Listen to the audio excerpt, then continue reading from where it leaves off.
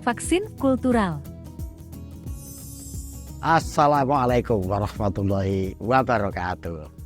Apa kabar sobat-sobat channel Z? Tetap semangat dan bergairah.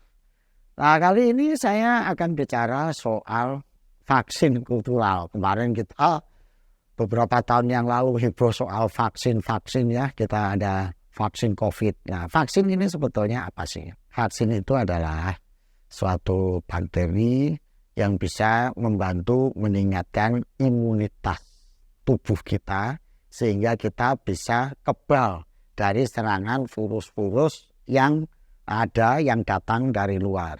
Sehingga ketika kita ini kebal, maka daya tahan kita akan meningkat.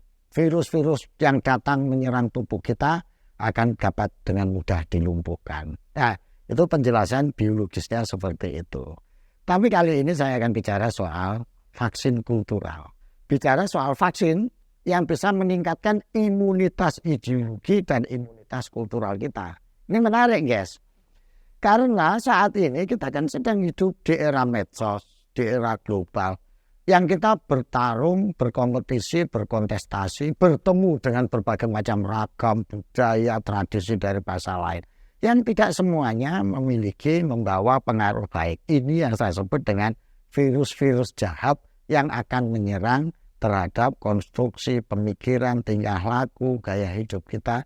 Maka kita perlu memiliki imunitas kultural supaya meningkatkan daya tahan kita dari serangan virus-virus jahat ini. Tapi sebaliknya, dengan imunitas kultural yang tinggi, kita justru menjadi manusia yang kreatif, kritis, inovatif. Nah, itu guys, kira-kira seperti itu. Lalu apa vaksin kultural itu? Ya, saya menawarkan ada dua vaksin kultural itu. Yang pertama adalah sejarah. Kalau kita ini memahami sejarah, maka kita akan punya referensi hidup dan punya source of knowledge atau sumber pengetahuan. Sehingga ketika kita menerima virus-virus baru itu, kita akan bisa membandingkan. Karena kita sudah punya stok knowledge yang berupa tradisi, nilai, budaya yang kita miliki itu. Yang kedua adalah gerak sejarah, data-data fakta sejarah yang bisa menjadi pembanding sehingga kita memiliki imunitas. Ada contoh menarik, guys. Di Nusantara ini, bukti bahwa seseorang memiliki imunitas kultural itu menjadi kreatif. Pertama adalah para ulama-ulama Nusantara. Para ulama Nusantara ini kan belajar ke Timur Tengah. Sejak generasi Syekh Nawawi Al-Bantani, Abu Somad Al-Farin, Bani Syekh Arsyad Al-Banjari, Mbah Hasyim Asy'ari, Mbah Ahmad Dahlan, semuanya lah. Belajar ke Timur Tengah. Tapi begitu selesai belajar, beliau-beliau ini tidak jadi orang Arab. Beliau bisa memilah mana budaya Arab, mana pemikiran Islam. Nah, itu yang kemudian direkonstruksi. Nah, makanya orang maaf seperti Hadratus Syekh Hasyim Asy'ari biar bertahun-tahun di sana. Putra-putrinya memanggil beliau tetap bapak, ibu, gitu. Bikin pondok ya pondok Tebuyirem. Orang-orang dahulu bikin pesantren ya namanya pesantren yang related dengan nama kampung itu. Pesantren Lirboyo, pesantren Langitan, dan lain sebagainya gitu. Ini menunjukkan imunitas kultural yang sangat tinggi. Hal yang sama juga terjadi ya pada para intelektual kita.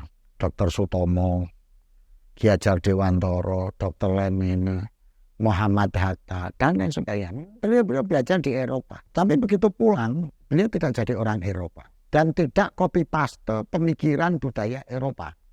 Mampu memilah dan kemudian disandingkan dengan pemikiran tradisi budaya Nusantara direkonstruksi.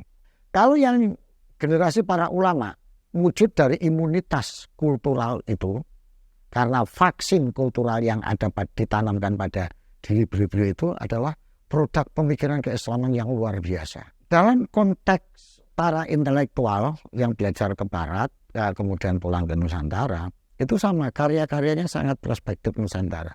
Dan produk monumental dari generasi ini ya adalah berdirinya NKRI dan Pancasila. Itu luar biasa.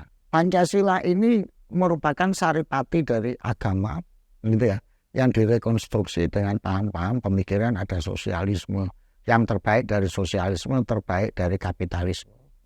kemudian kalau agama sudah pasti baiknya dipadu dengan agama, itu menjadi Pancasila. Makanya Bung Karno menyebutnya dengan Pancasila sebagai Hegel upgrading yang melampaui sosialisme dan kapitalisme. Unsur-unsur terbaik dari ideologi itu diambil kemudian dipadukan dengan unsur-unsur terbaik dari budaya Nusantara. Jadi Pancasila ini produk yang luar biasa menurut saya.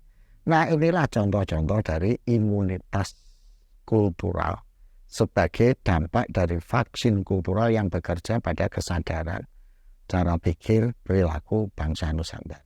Strategi ini bisa kita pakai ketika kita sekarang menghadapi berbagai macam virus kebudayaan yang kalau imunitas kultural kita rendah, itu bisa menggerogoti akar-akar kultural kita, yang membuat kita menjadi jumut, yang membuat kita tidak kreatif, tidak inovatif, hanya mengcopy paste apa yang dari luar. Untuk itu guys, mari kita tingkatkan vaksin kultural kita, supaya bisa meningkatkan imunitas kultural dan ideologi di tengah kepungan arus zaman, arus peradaban yang membawa virus-virus jahat bagi kehidupan kita. Demikian guys, terima kasih. Assalamualaikum warahmatullahi wabarakatuh. Alsastro atau lengkapnya Dr. Ngatawi Alsastro SAG MSI adalah seorang sosiolog, budayawan, dan tokoh agama di Indonesia. Alsastro aktif beraktivitas sebagai akademisi dan berkesenian, serta selalu keliling Indonesia menyapa berbagai kalangan masyarakat sebagai upaya untuk terus merajut keberagaman bagi Indonesia Raya.